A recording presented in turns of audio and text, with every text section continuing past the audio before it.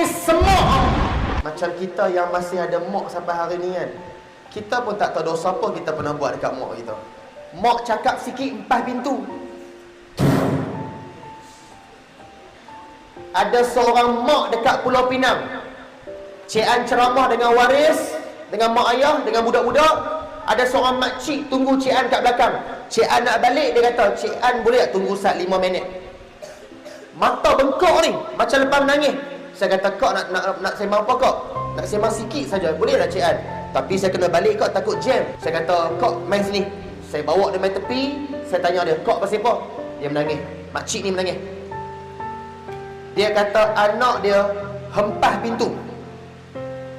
Dia suruh anak dia buat kerja. Anak dia hempah pintu. Lepas tu dalam bilik, anak dia kata satu perkataan dekat mak dia. Dia kata dekat mak dia, mak ni semok.